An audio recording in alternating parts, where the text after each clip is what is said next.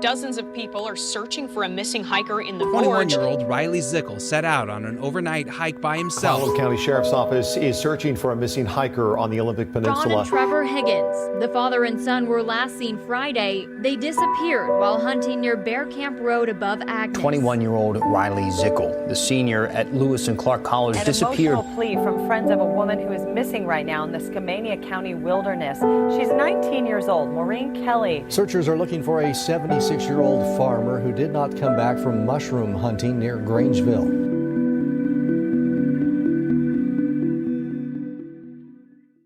Hello everyone, and welcome to the Pacific Northwest Missing Persons Project.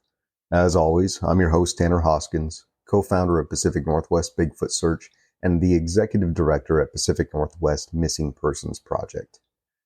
At the time of this episode airing, our search and recovery team will be in the field conducting training exercises and conducting Bigfoot research in our hotspot location just north of Goose Lake, Washington, inside the Gifford-Pinchot National Forest. This area has been the main focus of our Bigfoot research, as this is where our founding incident occurred in July of 2020.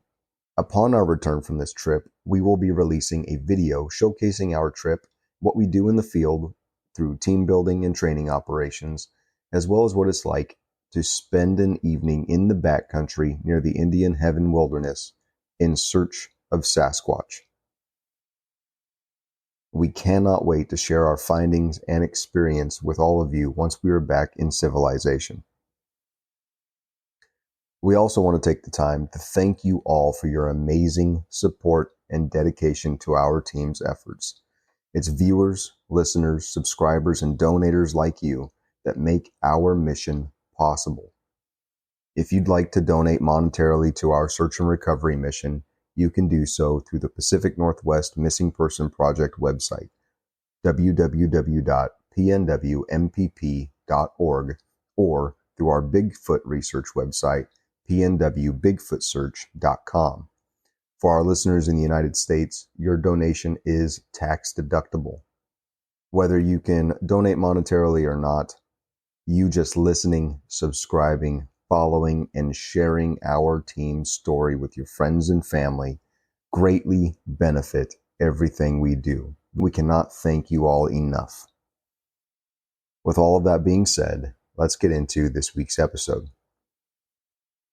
This week's episode is going to focus on an area of the North Cascades National Park in an area known as the Diablo Lake region near Newhalem, Washington.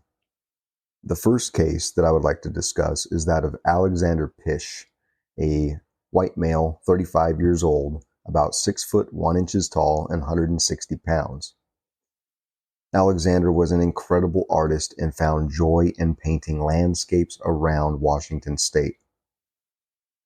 On October 8th of 2020, park rangers operating in the North Cascades National Park area located Alexander's vehicle parked on the side of Highway 20 with his art easel and paint all perfectly set up, overlooking a landscape that it appears Alexander was ready to sketch out. But Alexander was nowhere to be found. An extensive search and rescue effort played out until October 13th, with most of their efforts focused on the Colonial Creek Campground and the Diablo Lake area, but nothing of value was ever located. Unfortunately, the search efforts were called off on October 13th, with no clues being located as to where Alexander may have ended up. It's baffling to me. What could have happened to Alexander for him to simply walk away from his vehicle and his easel, never to be seen or heard from again? To make things even more strange, very close proximity to where Alexander disappeared in 2020, partial human remains were located by wildland firefighters on October 15th of 2022. The partial remains were a portion of a cranium that was found near Colonial Creek Campground. The cranium had been severely damaged by the blaze that impacted the area, and to this day, according to the National Missing and Unidentified Persons System, also known as NAMIS, the unidentified remains have yet to be determined if they belong to a male or a female. Now, these remains could be that of Alexander's, but there's also another missing person from the same area that happened in 2019. Ritchie Ambrose Collins from Bellingham, Washington. Ritchie was a 58-year-old male standing at about 6 foot 1 inches tall, weighing about 275 pounds, with brown hair and brown eyes. Ritchie had prior military experience and had spent most of his career working for the United States Customs and Border Patrol. Ritchie was described by people that knew him as being somewhat of a loner with few friends and a tendency to just keep to himself. On October 23rd of 2019, Ritchie was observed by his neighbors leaving his home in Bellingham, Washington, possibly with several firearms, never to be seen or heard from again. According to law enforcement and Ritchie's family, more than 30 firearms vanished along with Ritchie. On April 30th of 2019, Ritchie's vehicle was located at the Colonial Creek Campground, with the keys to the vehicle left sitting on the hood. Law enforcement began to scour the area, with search and rescue deploying almost immediately and focusing again with their efforts on the Diablo Lake area and the Colonial Creek Campground. Unfortunately, nothing of value was ever located, indicating what happened to Ritchie or what happened to his firearms. Law enforcement to this day is not sure if Ritchie planned to disappear into the wilderness, if he succumbed to some kind of tragic accident, or if foul play is involved. Search and rescue efforts lasted off and on for roughly 2.5 months before they were finally called off, with no sign as to where Ritchie nor his firearms ended up. The next case that I'd like to talk about from this area is that of Ian Cox, a veteran mountain climber that vanished in the same general area on August 20th of 2022. Ian had gone on a solo climb along the West McMillan Spire on what is known as Mount Degenhardt on a summit loop trail.